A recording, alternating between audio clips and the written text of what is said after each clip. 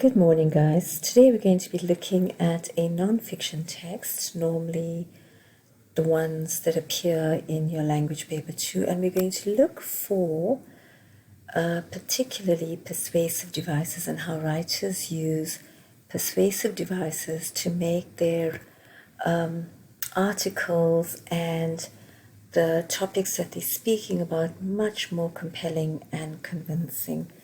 So let's go to an article that I found in the newspaper about a year ago, and I thought was quite interesting, so I used the article to teach my students last year as a resource. It was really good because it had loads of persuasive devices there.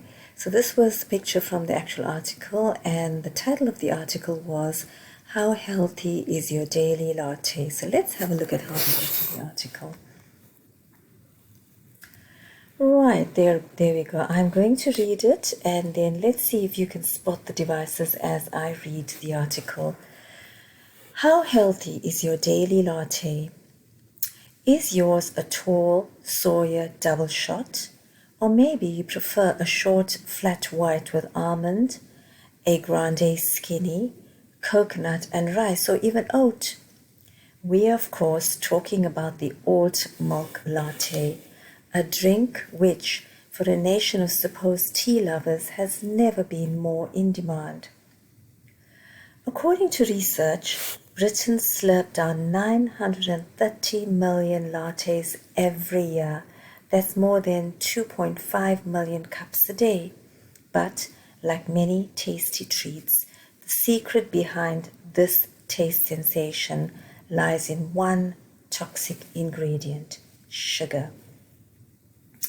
Now I wonder how many persuasive devices you've spotted in this very short excerpt from quite a long article. This was the introduction in the long article from the newspaper. Right? Look at how the article starts off. I'm sure you might have spotted already that that is a rhetorical device right there, a rhetorical question. We have another question following that one that's also a rhetorical question. But let's go to the next slide where I show you and highlight those bits that actually are all the persuasive devices that are used in this article. So I've got the font in red to show you what I found that I thought was quite persuasive. So the first one, is yours a tall Sawyer double shot, or maybe you prefer a short flat white with almond? Let's have a look. Those are rhetorical questions. You would have guessed that correctly. But there's something else in this same sentence. We have your short flat white with almond. We've got a couple of things in a list. What do we call that? Rule of three, a triplet, maybe a listing, right? You would have learned it as different names in school with your English teacher, but it's basically the same thing. Rule of three or a triplet, where you're saying a few things all in a sentence. It could be a list as well that you could say, but it's a way that writers use, it's a device that writers use to actually strengthen their argument, to emphasize what they're trying to say, to make it clearer to their audience or to their reader. Right. Let's go on to the next one. Now you would see the use of pronouns. Is yours a tall Sawyer double shot? Or maybe you prefer a short flat white. So the writer is using pronouns here. And the pronouns, guys, is an example that is used, a linguistic device that is used when the writer is actually directly addressing the reader. And it's called a direct address, as you know. Right, let's move on. Now, you would have come across in some articles very unusual words, some made-up words. For example, selfie was not a word, a proper word, in the dictionary until smartphones were invented. because then with smartphones, people were taking pictures of themselves, and that was called a selfie. And that was an unusual word at the beginning, but now it's a proper, word. Everybody uses the word selfie. Now, if you look here in this article, we have the word alt milk. Now, alt milk is not a proper English word. It is a made-up word. It is an unusual word. And you can use and you can spot unusual words in articles where writers are trying to make their point clear again, to make their point convincing, to highlight and to emphasize what they're trying to say. They would make up a word. In this case, alt milk actually means an alternative type of milk, like rice milk or oat milk or almond milk, for example, non-dairy. Okay, so that's an example of unusual words. For example, if I use the word, "It tastes delicious." Now, that's not a word. It's a made-up word, but it's really illustrating that something is really, really tasty, very, very delicious. They took parts of tasty and delicious to put it together and made it tasty-licious. Okay, so that's what I'm talking about. And remember, you can use these devices and these techniques in your own writing, in your creative writing, in your section B, to make your writing more compelling and convincing. Right, the next bit that I haven't read here are the statistics. Now, whenever you see number facts like this, you know they are called statistics. And again, it is a persuasive device where we're trying to really, again, reinforce the extent of something, the scale of something, the enormity of something. Here, Britons slurp down 930 million lattes every year. That's more than 2.5 million cups a day. Now, that's really a huge amount of tea that people in Britain are drinking every day. So that's what the writer tries to say here. He tries to actually make the reader aware of how much of tea or coffee people in Britain actually drink every year and what that equates to every day. But like many tasty treats, now you would have spotted it, tasty treats, repetition of the consonant sound, that would be your alliteration. Okay, an alliterative claim, an alliteration, and that again here is emphasizing the taste behind the latte. He's actually trying to say that actually, is it a healthier alternative having the latte, right? Because people are still having sugar, right? Having the alternate milk latte, is it healthier or is it just the same? Because he's talking about a tasty treat here, and he says that the secret behind this taste sensation lies in one toxic ingredient, sugar. Now, if we look at this, guys, we can see that tasty treats is the alliteration, right, that he is using as a technique to emphasize or to illustrate and demonstrate how very tasty or how very favorable the alt milk lattes have become.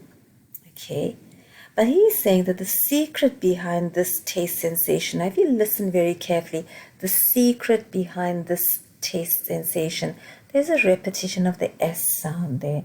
Now, you all know that the repetition of the S sound is an example of a sibilance, and you can even use sibilance in your own writing to make it much more imaginative, right? In fictional writing, remember, it foreshadows, it creates a negative tone, but in your persuasive writing, sibilance will highlight or emphasize or reinforce a particular point to make it more compelling. So remember that you can use sibilance in different ways, both in your fictional writing as well as in your non-fiction transactional writing. Okay, in this case here, he's trying to highlight and now prepare the reader for a kind of shock. And that shock comes in the words, one toxic ingredient, sugar, because none of us expects sugar to be a toxic ingredient. Rather, sugar is a very tasty treat, as we know, because it's very sweet, and lots of people love to have sugar in their teas and coffees and on all their cakes and biscuits and that. Right here, the writer is actually trying to highlight that actually we're fooling ourselves by having alt milks but still having sugar because it is a toxic ingredient. Now, what we would call that, guys, is something that's called a shock tactic. A shock tactic is when the reader is shocked. The writer uses a shock tactic to actually shock the reader into some sort of disbelief, to make them think about something that they haven't thought about before, or maybe they were not aware of before.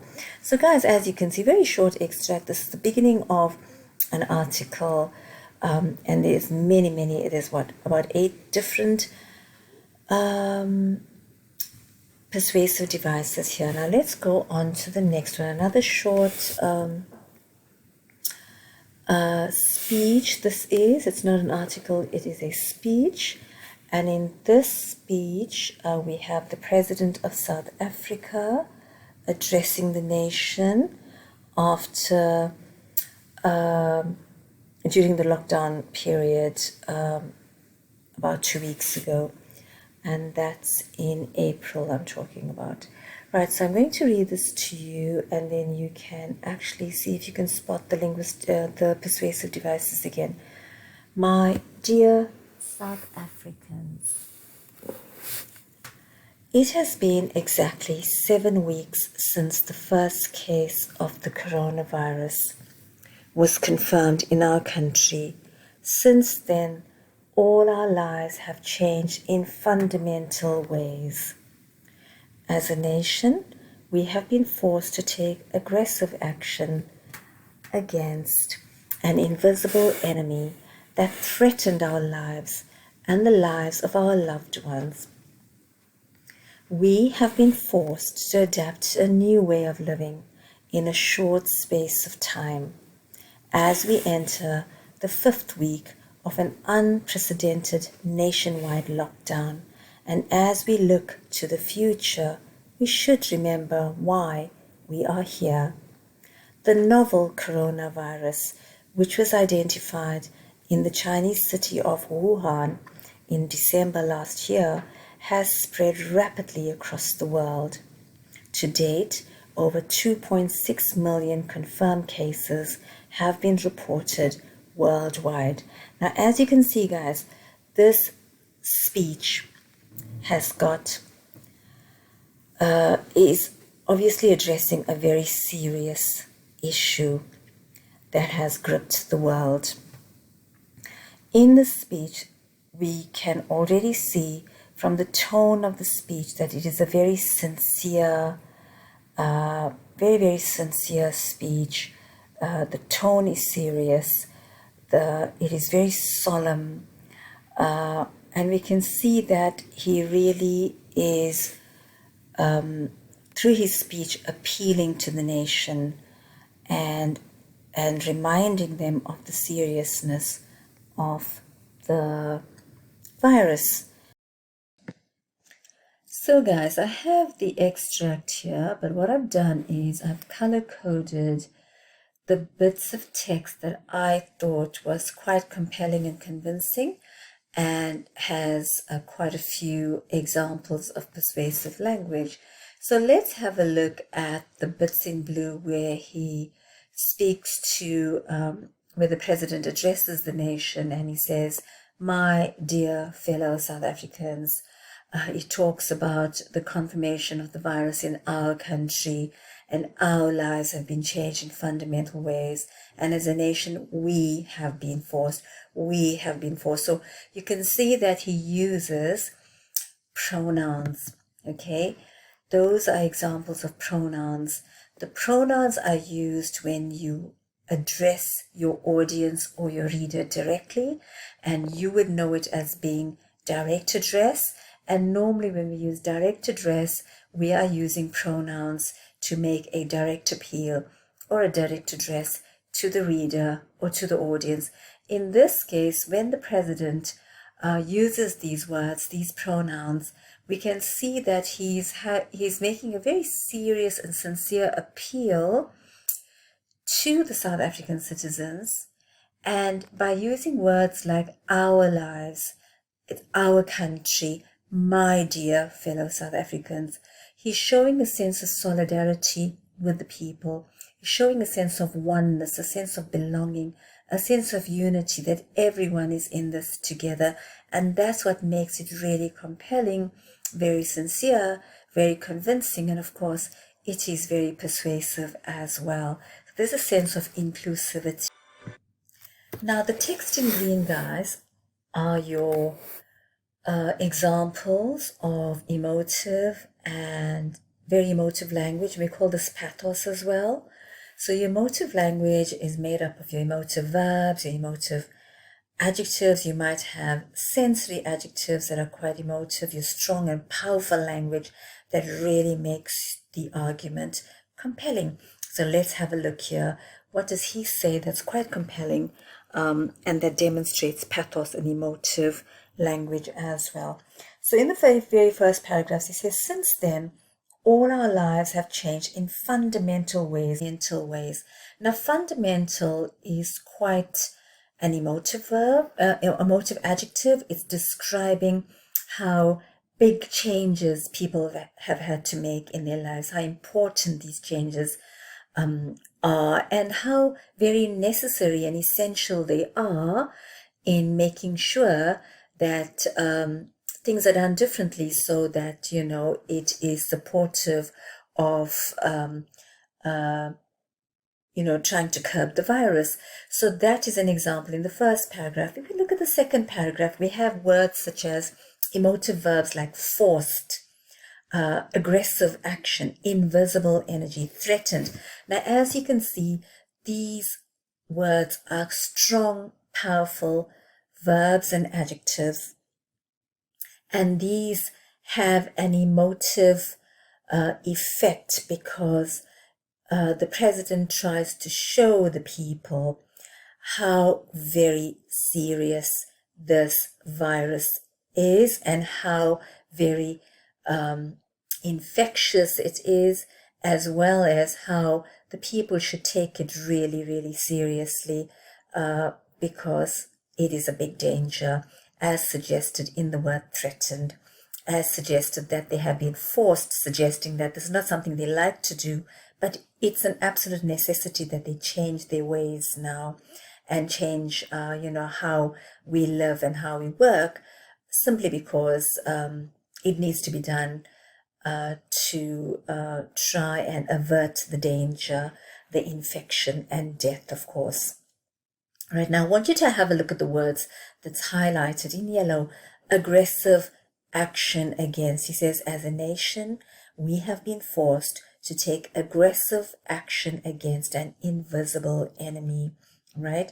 So if you look at the words aggressive action against, that is an example of an assonance. An assonance is a repetition of the vowel sound for effect. Aggressive, as we know, it would mean something like really strong action in this case, right? Not necessarily violent, but strong, you know, unusual action that's fighting an enemy that they can't even see, as suggested by the adjective invisible, right? Invisible enemy. There is really, really trying to reinforce how the virus is something we can't actually see and touch. It's almost intangible. Well, it is intangible until we get it. And then, of course, you know you're infected, right? So look out for emotive language. Look out for strong verbs and adjectives. This would contribute to the pathos in the article, in the speech, right? The word threatened, again, is another really strong verb, a powerful verb suggesting danger, suggesting it's quite a menacing thing, this virus as well, right? Then I want you to have a look at the font in red as we enter the 5th week of an unprecedented nationwide lockdown. If you look at the first paragraph, it has been exactly 7 weeks since the first case. And then if you look at the final paragraph, it says to date, 2.6 million confirmed cases have been reported worldwide. Now, these words are figures, and they are number facts, and they are giving us an idea of the scale, giving us an idea of the enormity of the problem, of how big the problem is, of how severe the problem is. So look for that, and that, as you know, are your statistics. They are your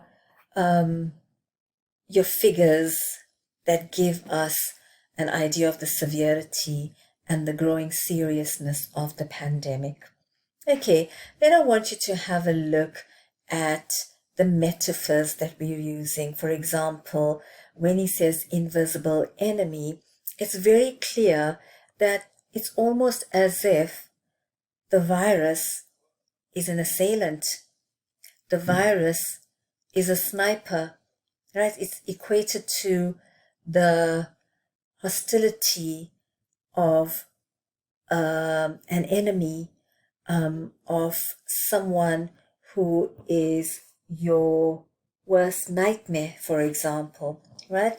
And remember to look for metaphors when you're looking at your articles as well, right? I spoke to you about the assonance as well.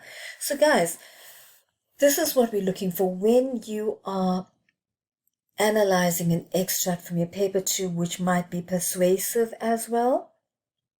Look for the persuasive devices. These are your linguistic devices. This will help you get your marks for assessment objective 2, which is the analysis of language for effect, remember. So, right, I hope that you found this lesson useful as well. Thank you, guys. I do hope that you found this lesson useful today, guys. Please like, subscribe, and share. And if there's any specific topic you would like help on, do leave a comment below. Thanks for watching.